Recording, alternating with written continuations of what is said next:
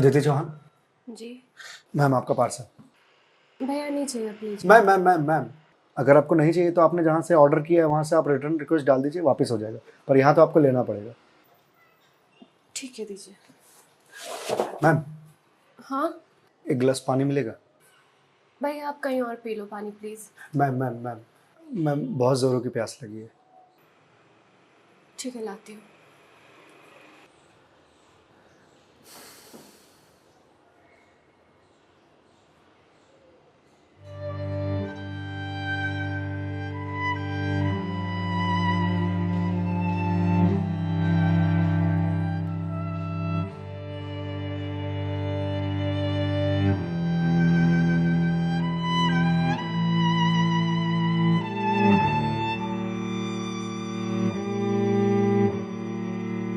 लीजिए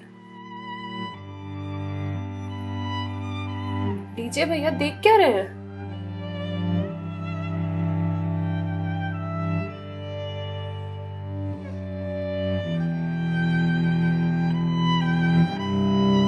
मैम आपको कोई दिक्कत है? मतलब आप किसी परेशानी में हैं? भैया पानी पीकर ग्लास दीजिए आप। मैम छोटा मुंह बड़ी बात कह रहा हूँ, पर अगर आप किसी परेशानी में हैं तो आप मुझे बता सकती हैं। भैया आप पानी पीजिए, ज्यादा समाज से भी मत बनिए। मैम दुख बांटने से कम होता है। अच्छा, और आपको किसने कहा कि मैं दुखी हूँ?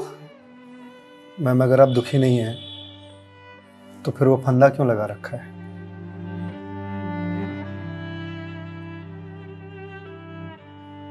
मैम मैंने सुना है खुशियां बांटने से बढ़ती हैं और दुख बांटने से कम होता है। मैम बड़े से बड़ा दुख कम हो जाता है अगर आपके पास कोई सुनने वाला हो। मैम प्लीज़ मैम रोइए मत मैम। मैम देखिए ये तो मुझे नहीं पता कि आपको क्या परेशानी है, पर अगर आप मुझे बताएंगे तो शायद मैं कोई सॉल्यूशन निकाल पाऊँ। नहीं, कोई मेरे लिए कुछ नहीं कर सकता।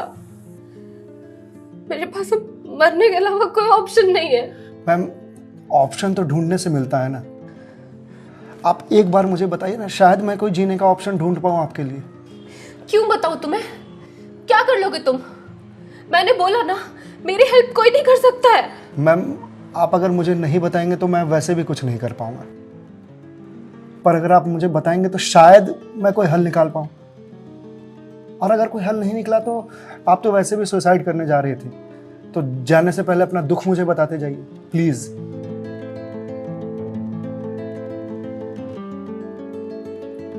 Please ma'am.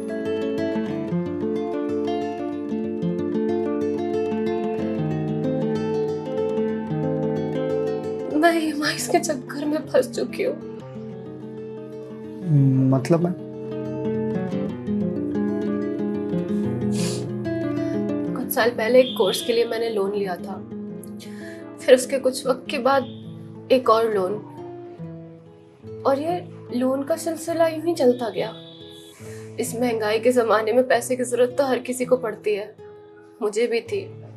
मैंने प्राइवेट कंपनी से भी लोन लिए, ज्यादा ब्याज पर, और अब मैं उन्हें चुका नहीं पा रही हूँ। क्यों मैम, आपके पास जॉब तो होगी ना? जॉब थी, पर मैं जिस कंपनी में जॉब करती थी उस कंपनी ने मुझे ये कहकर टर्मिनेट कर दिया कि फाइनेंशियल लॉस के कारण वो मुझे और मुझ जैसे कुछ एम्प्लॉयज को सैलरी नहीं दे सकते। तो मैम आप किसी और कंपनी में ज्वाइन कर लो, बहुत सारी कंपनीज हैं यहाँ तो। तुम्हें क्या लगता है मैंने अप्लाई करने का ट्राई नहीं करा होगा? जॉब नहीं खोजी होगी? बहुत की थी, पर इस रिसेशन के जमाने में जॉब मिलना कितना मुश्किल है कि तुम जैसे डिलीवरी बॉय को क्या पता।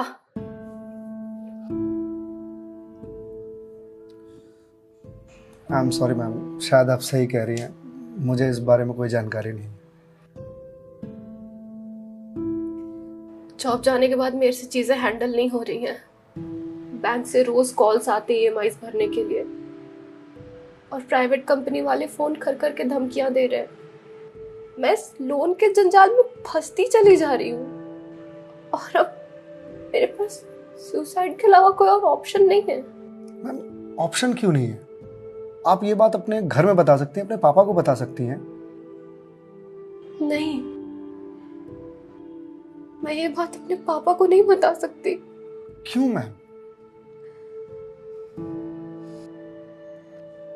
मेरे पापा रिटायर हो चुके हैं, उनके ऊपर पहले से घर की बहुत रिस्पॉन्सिबिलिटीज है। वो मेरी शादी के लिए पैसे भी जोड़ रहे हैं। मैं उनसे किस मुंह से पैसे मांगू? मुझे पढ़ाने के लिए, बाहर भेजने के लिए उन्होंने ना जाने रिश्तेदारों से कितने ताने सुने होंगे। और अब जब मैं उन्हें ये जाकर बोलूंगी तो लोग क्या कहेंगे? मैम पैसे आपको अपने पापा से मांगने हैं या लोगों से? पापा से लेने हैं। तो फिर अब लोगों का क्या है? लोगों का तो काम है कहना, वो तो कहते रहेंगे। पर मैं किस मुंह से जाके अपने पापा को ये बोलूं? किस मुंह से मांगू पैसे उनसे? जिस उम्र में मुझे उनका बोझ उतारना चाहिए, सहारा बनना चाहिए, उस उम्र में मैं उन पे ही बोझ बनूं?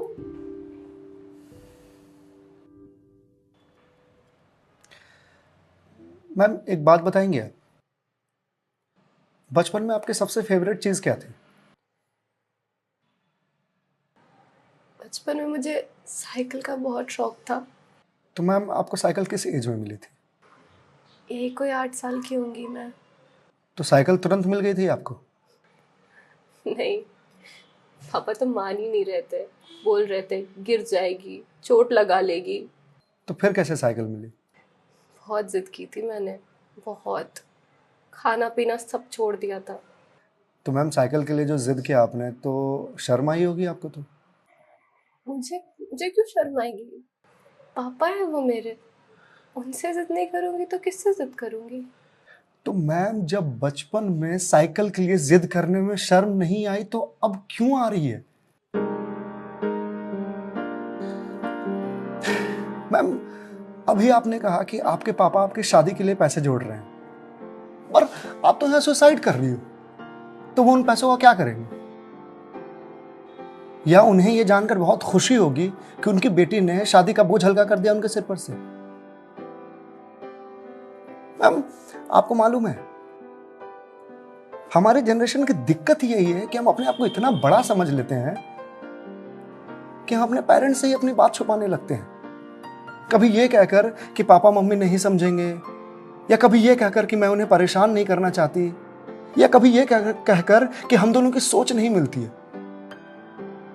एक बार आप अपनी दिक्कत अगर अपने पेरेंट्स से शेयर कीजिएगा ना, तो आपको जीवन में फिर कभी सुसाइड करने की जरूरत नहीं पड़ेगी, या मेरे जैसे किसी अनजान से अपनी बात शेयर करने की जरूरत नहीं पड़ेगी।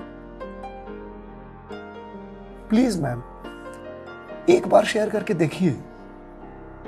उनसे बेहतर दोस्त इस दुनिया में कोई नहीं हो सकता। प्लीज मैम एक बार ट्राई कीजिए, प्लीज मैम।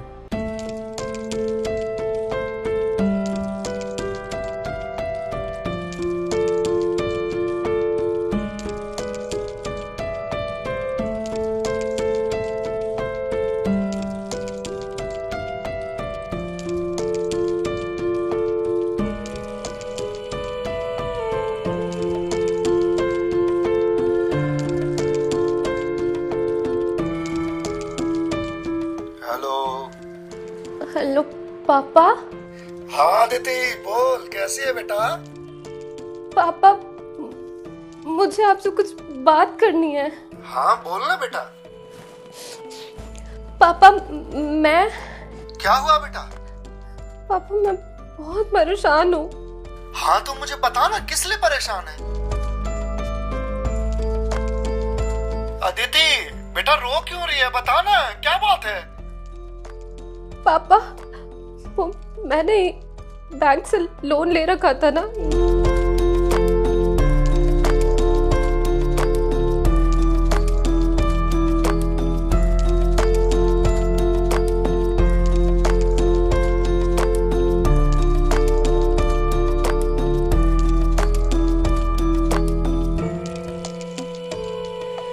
देख बेटा, जो हो गया सो हो गया, तू चिंता मत कर, मैं हूं ना, अभी तेरा बाप जिंदा है, मैं काम करता हूँ, मैं कल ही तेरे पास आता हूँ, तो बिल्कुल भी चिंता मत कर।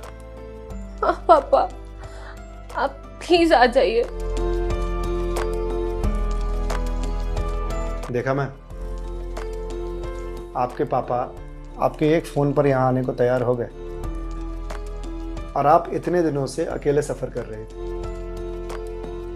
मैम, मम्मी पापा से बढ़िया दोस्त कोई हो ही नहीं सकता। आप एक बार उन्हें दोस्त बना करके तो देखिए। आप सही कह रहे हैं भैया, मम्मी पापा से अच्छा दोस्त कोई नहीं हो सकता है। Thank you. It's okay ma'am, ये लीजिए क्लास। वंस अगेन भैया, thank you so much. It's okay ma'am, bye. Ma'am ji? मेरे पास आपके लिए कुछ है, यही रुकिएगा, मैं थोड़ी देर में आता हूँ।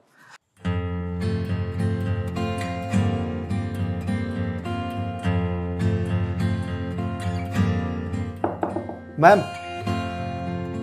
जी भैया।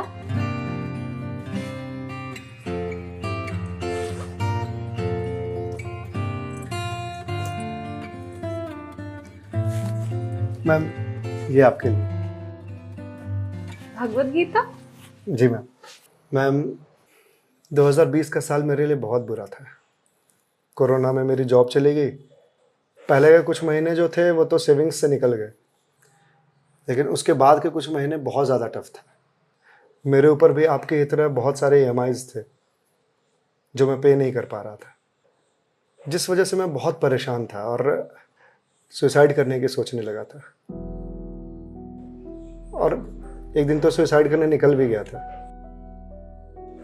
लेकिन पापा ने मुझे पकड़ लिया।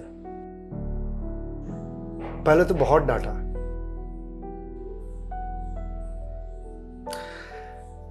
फिर उसके बाद सीने से लगा करके कहा कि तू चिंता क्यों करता है, मैं हूं ना। उन्होंने ही मेरे सारे बिल्स पे किए और उसके बाद ये भगवत गीता दिया मुझे और बोला, बेटा जीवन में जब भी कोई परेशानी आए, किसी चीज का हल ना मिले तो ये पढ़ लेना। इसमें जीवन की सारी परेशानियों का हल तुझे मिल जाएगा। और मैम, वो दिन है और आज का दिन है। आज जिस कंपनी से मैं आपको डिलीवरी करने के लिए आया हूं वो मेरी ही कंपनी है। आपकी अपनी कंपनी है? जी मैम। कोरोना के बाद मैंने अपना स्टार्टअप शुरू कर दिया था जॉब जाने के बाद, क्योंकि जॉब मिल ही नहीं रही थी। तो अगर आपकी कंपनी है तो फिर ये डिलीवरीज आप क्यों कर रहे हैं? मैम, मुझे अच्छा लगता है अपना काम खुद करना, और शुरुआत तो मैंने अकेले से ही किया था ना। आज भी जब मन करता है तो निकल जाता हूँ डिलीवरी करने के लिए। और देखिए, आज तो निकलना मेरा सफल रहा, आपसे मुलाकात हो गई। और जो सीख मुझे भगवत गीता से मिली वो मुझे आपको देने का मौका मिला। मैम, वैसे तो बहुत सारी बातें हैं इसमें सीखने की, पर जो सबसे अच्छी बात मुझे लगती है वो ये कि जो समय है ना, ये कभी एक सा नहीं रहता।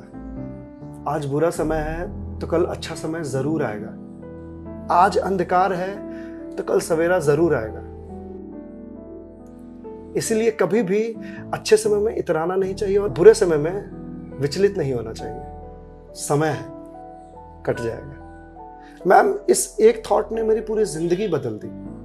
मैम, तो अब आप पढ़िए इसको, देखिए शायद आपको कुछ और मिल जाए। पर मैम, जो भी मिले उसे लोगों से शेयर जरूर कीजिएगा, क्योंकि कहते हैं ना, ज्ञान बांटने से बढ़ता है।